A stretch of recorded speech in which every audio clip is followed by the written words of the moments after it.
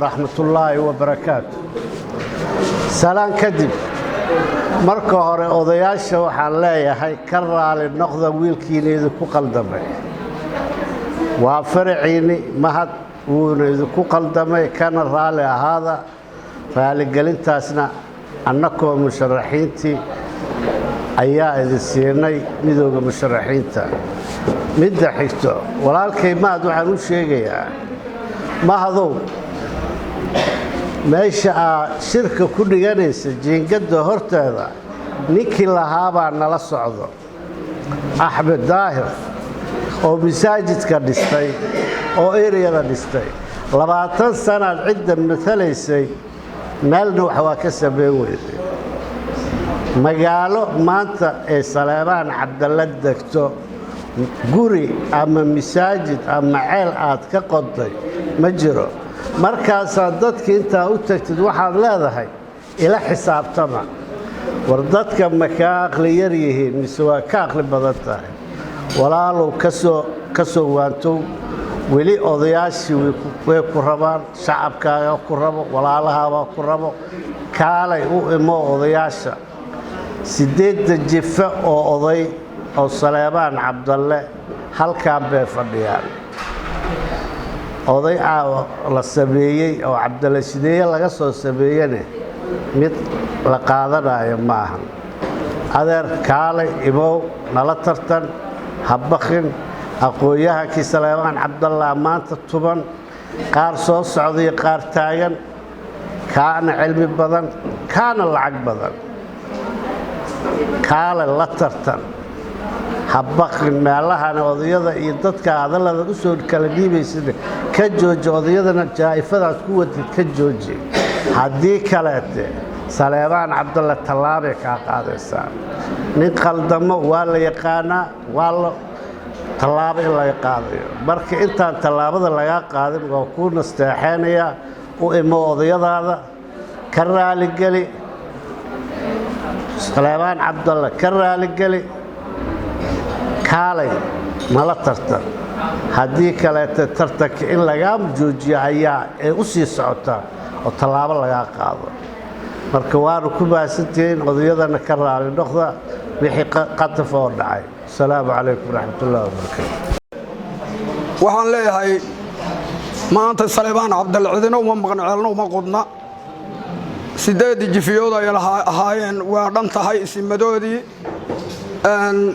in yar baa ka maqan waxaan leenahay inta maqanna soo dhawaadaan leenahay nin baa haday wuxuu yiri hadalka ku furay Saleebaan Cabdalle 4 gobol buu degan yahay 4 gobol ma degana in badan buu degan yahay bari karkaar tawfiiq godob jiraan dusmaalay la jiide dhuusamareeb waxaan leenahay inta Saleebaan Cabdalle ay degto maanta Itoobiya shaygoosh intaas isimadoodii waa fadhiyaan ilaahay mahadiis maanta cidina uma maqan ceelna uma qodna waxaan leenahay kursiga 104 ah oo noogu fadhiyay Mahad Cabdalle oo anaga naga dhashay oo in adeerkaya ah anigu waxaan leeyahay wax badan baan u yeernay wax badan baan waxaan niri xildhibaan noo imow taladaad nala leedahay isku mid baynu nahay maanta Saleebaan Cabdalle masiirkoodaan ka talinaynaa meel aynu wax dhiganno isimadaadii baanu nahay waana inkiray wuxuu yiri hadda nimankaas waxba lama joogaane waa niman aan waxba ahayn waxa weeyaan uu taydaan wadanaya waxa weeye waxaan inii sheegayaa Saleebaan Cabdalle meel kasta ha joogo maanta arintooda ayahooday ka tashanayaan waana dhan yihiin isagana waxaan leenahay sidaad mooday maaha waxa weeye ninkii luqluq mara ama hadba meel ka baxaa la sunlaamiga leeyahay waxa weeye bardo runta la isugu imaanaya waxaan leenahay soo dhaw baan leenahay ismadaadii iyo inta taladaada ama tashiga leedahay u imow intaas way gataa waxa weeye hadal badan ku noqon maayo ismada dhameeyay dhammaan waa sharafsantihiin waxaan leeyahay mar labaad iyo mar saddexaad madaxweyne qoorqoor nin aad qiimo badan baan ku naqaanaa waa is aragnay kursiga 104 ku calaamadsan musharaxiintiisana intaa iyo in maqan ay tahay waxaan leenahay si cadaalad ah oo aad u qiimo badan oo aanu kugu naqaan inaad u gashid baan rabnaa tooda si diiran baan u soo dhaweynaynaa maadaama lambarkiisu yahay 104 oo beesha Saleemaan Cabdalle ku abtirsata ay leedahay awluhu qodobka koowaad waa soo dhaweynaynaa musharaxiinta soo dhawaadaanu leenahay qodobka labaad kursigaas faalla yar markaan ka bixiyo waxa iska leh beesha ku abtirsata Saleemaan Cabdalle Saleemaan Cabdalle wuxuu degan yahay dhul aad u ballaaran gobolka hadda aan joogno waxa ka mid ah dhulka meesha la yiraahdo la jiide Dusmaaley oo labaduba ay ku abtirsadaan Saleemaan Cabdalle deegaankooduna yahay ay hoos tagaan degmada Xeraale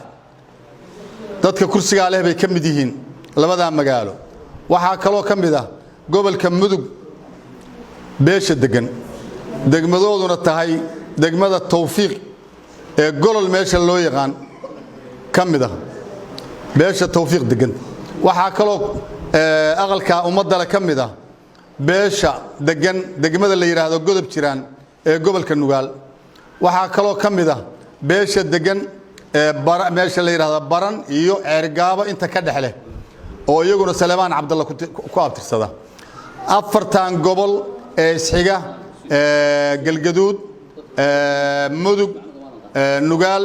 Bari afarta beeshaas waxay u degan tahay si ballaaran waxaan rabaa inaan cadeeyo beeshu dhammaan nin kasta oo beesha ka dhashay kursiga waa u tartami karaa xor buu yahay Saleemaan Cabdalle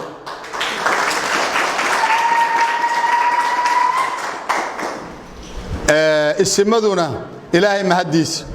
wixii horay loo soo maray hadda mar raba inaan ka sheekeeyo maanta isimadii Saleemaan Cabdalle waxay diyaar ku yihiin iyo nabadoonadii iyo waxgaradkii gobolka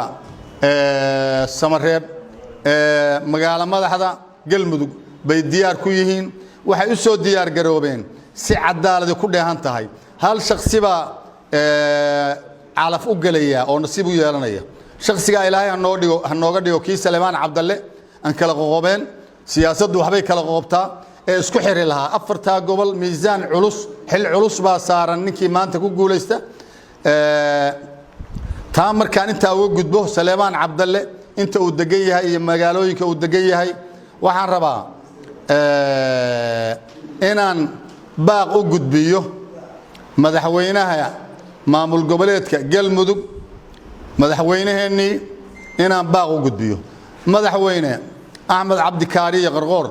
waxaanu ka codsanaynaa aniga oo ku hadlay iyaguna waa hadli doonaan afka beesha Saleemaan Cabdalle waxaan ka codsanaynaa si maanta isimadii ilaahay mahadiis dhammaan kuwii maamulada kala jiray isimada ahaa beesha Saleemaan Cabdalle ku atirsaday iyo kuwii ka mid ahaa maamulka Galmudug dhammaan maanta isimadii Saleemaan Cabdalle ku abtirsaday waxay fadhiyaan Samareeb aday marti ku yihiin madaxweynahoodii baa tahay waxaan ka codsanaynaa isimada aqalka golaha shacabka si ballaaran inaad u soo dhaweysid codkooda u qaadid xorriyadooda qofkii shakhsiyaadkii ay u soo doortaan inay tartamaan insha Allah aad ka aqbashid wali hadda ismaaynu arag nooma suurtoobin kulankaagii laakiin insha Allah sida ugu dhaqso badan inaanu kula kulanaa rajaynayaa madaxweynaha iyo labadiisa gole gudoomiyaha baarlamaanka madaxweyne ku-xigeenka dhammaan waxaanu idinku codsanaynaa beeshii Saleemaan Cabdalle isimadeedii ilaahay mahadi maadaaba ilaahay maanta isu keenay inaan taladu annaga insha Allah naga seeroobi mayso wax godoba iyo wax dakanaa iyo wax dhibaata midna Saleemaan Cabdalle iyo wax cadaalad darra midna isimadu diyaar uma aha inay ku sameeyaan waxaan ka codsanaynaa si sharaf badan insha Allah in isimada waxgaradka beesha Saleemaan Cabdalle codkooda xor aad uga dhigtid cid allaala cidii ay ku keenaan oo musharaxiinta iyagaaba hawl culus u taala intii qof nin ay ku keenaan iyo gabar inta ka dhaxla oo musharaxiina inaa qaadatid baan ka rajaynayna waxaan kaloo salaamaya baaqna u gudbinaya guddiga doorashooyinka ilaa heer maamul goboleed iyo ilaa heer federal ismadii Saleemaan Cabdalle iyaga afkooda ku hadli doona maanta waxay diyaar ku yihiin magaala madaxda galmudug Samareeb bay diyaar ku yihiin maanta idinkana maadaama aad tihiin guddigii doorashooyinka iyo ismada idinku inaa wada hadashaan insha Allah cid allaala cidii ay idin keenaan oo ismadu soo xulaan iyaga hawlu taala idinka idin ma taal inay soo xulaan intii qof ay idin keenaan rag iyo dumar ina codkooda idinkuna ad qaadaan baan idinka codsanaynaa waan idin rajaynaynaa insha Allah biidnillaahi kariim waxaan kaloo baaq u jeedinayaa Saleemaan Cabdalle ummad ballaaran weey afar musharax ba hadda noo yimid cid allaala cidii musharax doonaysa oo musharax kursiga ah hal kursi weeye qofkii calafu gala qaadanaya cid allaala cidii musharaxa inay ismada u timaado waqtigu waa soo dhow yahay ay soo xaadiriso waa idin ka codsanaynaa waxaan kaloo halkaan rabaa inaan wax yar ku leexdo ismada Saleemaan Cabdalle oo halkaan fadhiya wixii ka baqan insha Allah waa ku soo biirayaan oran mayo ismadii Saleemaan Cabdalle cidi kama maqna wixii laakiin majroosigi Saleemaan Cabdalle ismadiis halkaan ay fadhiyaan wixii ka baqan iyagana maadaama ay ismadayadii yihiin afayeenkoodina aan ahay waxaan ugu baaqayaa wixii aan cudadaar samaysan inay ku soo biiraan ismada Saleemaan Cabdalle si aan maanta waxba nooga milmiloobin waxaan kaloo baaq u jeedinayaa musharaxiinta afar nin baa hadda meesha ku fadhidaan musharaxu maalintu wax doonayo waa wiil baariya waa wiil aad u dhagan nugul waa wiil ismada u jajaban waa wiil u jajaban bulshada ururada kala duwan ururka haweenka bulshada soo korayso waxbarashada dhinac walba wuxuu yiraahdaa waxaan ku koobayaa mushaarkayga iyo awoodayda iyo raganimadayda waxaan ku koobayaa bulshada inaan kor soo qaado waa idin la dardaarmaya waa lahaan jiray xildhibaano hore taaban mayo hadeer inay musharaxiin yihiin waa suuragal waxaan idinka hadalkiina idinkula dardaarmaya idinka iyo qofkii damo yimaada bulshadu sida ay maanta isugu timid waa xisaabtami doontaa biri maantana waa xisaabtamaysa birina qof allaala qofkii ku guuleysta wixii nolol ku gaara 4 sano ka bacdi buug iyo qalin baa hor yaal wixii uu qabtay bulshadii uu shala ballan qaaday inuu wax u qabanayo idinkana waxaan idinkula dardaarmayaa ilaahay idinku iraadeeyo ninkii kursiga ku guuleysta bulshada waxa uu maanta ballan qaadayo kol ma wada fulin doonee bal badankeeda ha furiyo oo sida aqoonyaha ka soo koraya inuu soo kobciyo waxaan hadalkayga uga baxayaa ismadan ku soo dhaweynaya insha Allah biidnillaahi kariim hadalkayga waxaan uga baxayaa wax meelaha warwareeg ah ma jiraan wax maanta waa dhamaatay waraaq dad lagu qoro oo ama xamar ama meel kale laga qoro waa dhamaatay ninkii musharaxa ama kii xilka hore ugu fadhiya ha noqoto ama ragga noo yimid ha noqoto ama kuwa kale ha noqoto ninkii musharaxa beesha Saleemaan Cabdalle waa soo dhaweynaysa assalaamu calaykum waraxmatullaahi wabarakaatuh bacda salaan waxaanu nahay annagu maanta ismadii Saleemaan Cabdalle iyo murashaxiintoodii oo maanta ay nala joogaan afar xildhibaan oo tartamaya kursiga hoob 104 ee uu ku fadhiyo gudoomiye ku-xigeenka baarlamaanka Mahad Cabdalle Cawad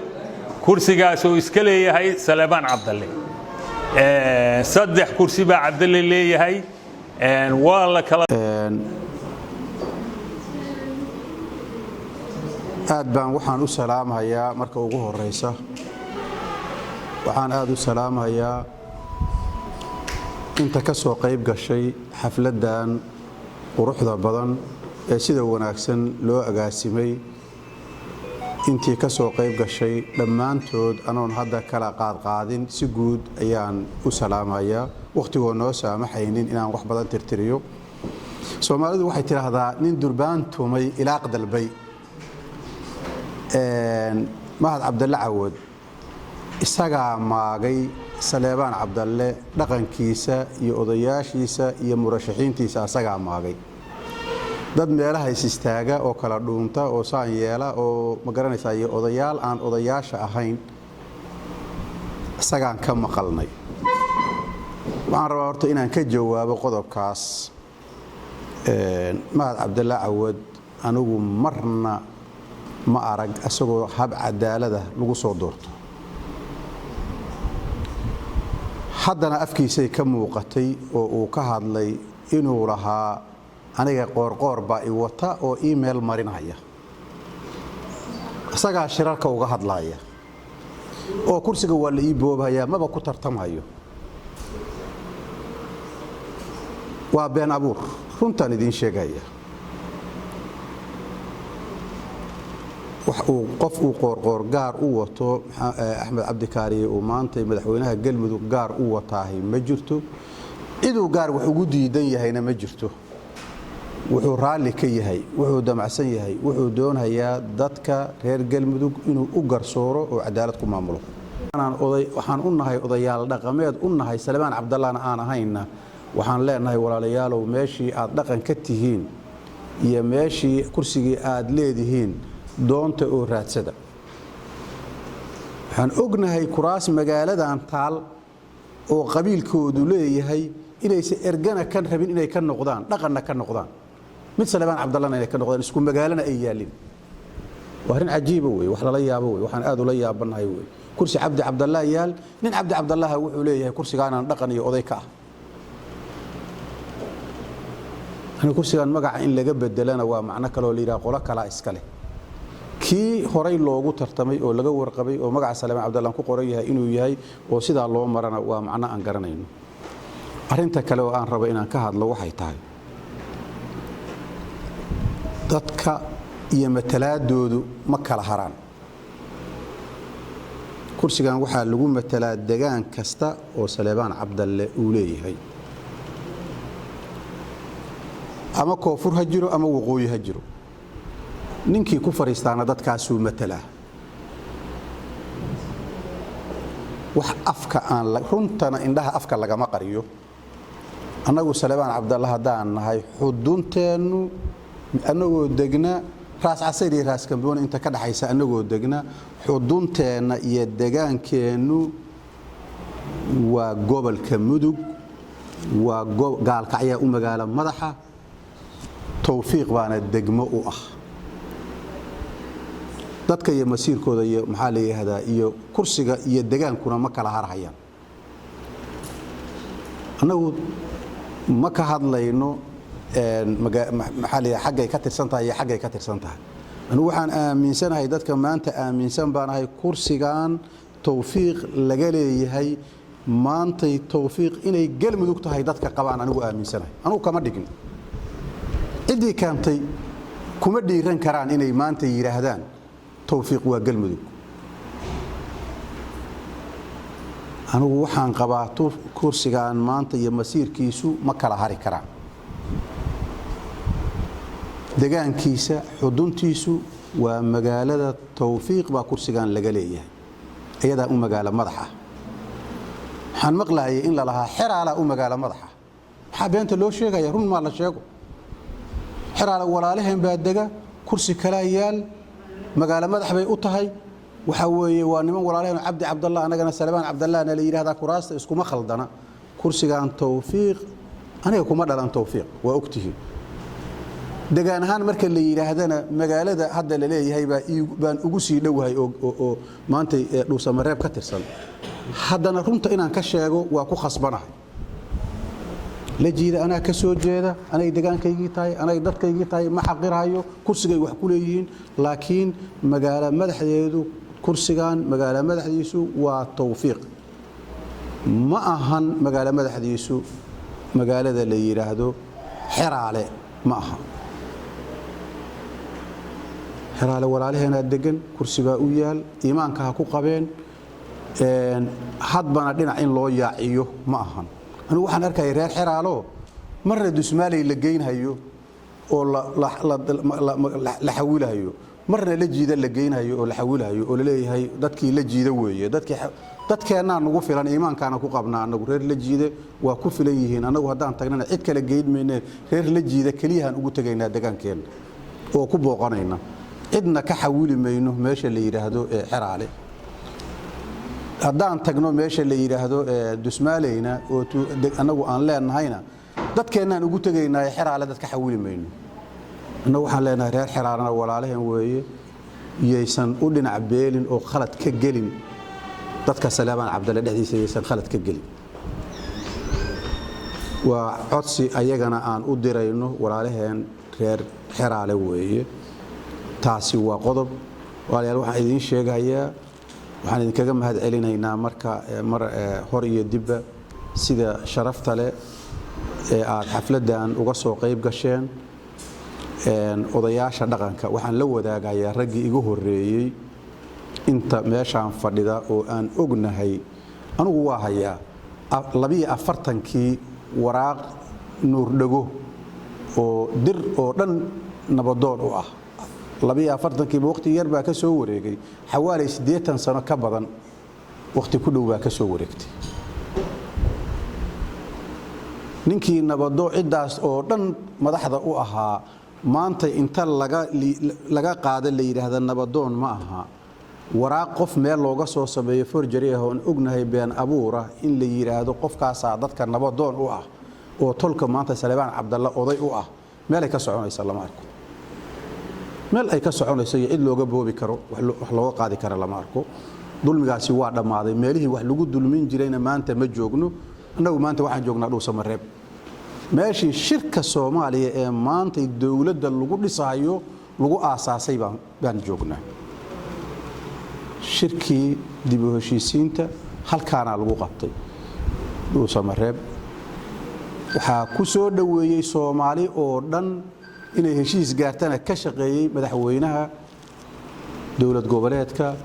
Galmudug Axmed Cabdi Kaariye Qoorqoor baa ku soo dhaweeyay asagayna hawshu agtaal ma ahan marka inaan inta indhaha la iska tuuro meel kale wax laga doono asagay hawshaasi agtaal cadaalad baan ka filaynaa waa ku naqaan waa ku hubnaa ninkii ka sheegay kursigu ii boobahayaana been buu ka sheegay anaa ka marqaadarid kaga marqaati furaya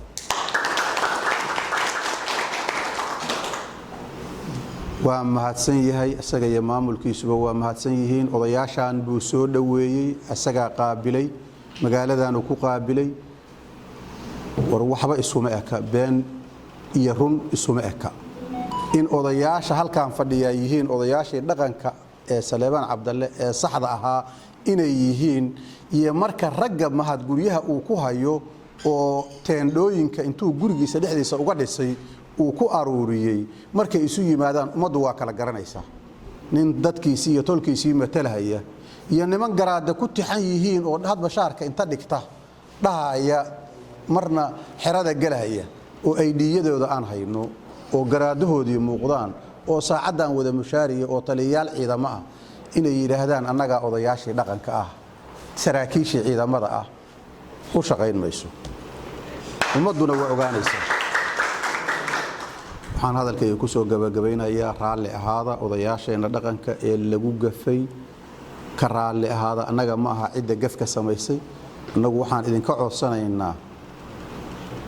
inaad u sinaataan dadka wax doonaya ee Saleebaan Cabdallana ninna aadnan gaar ula safan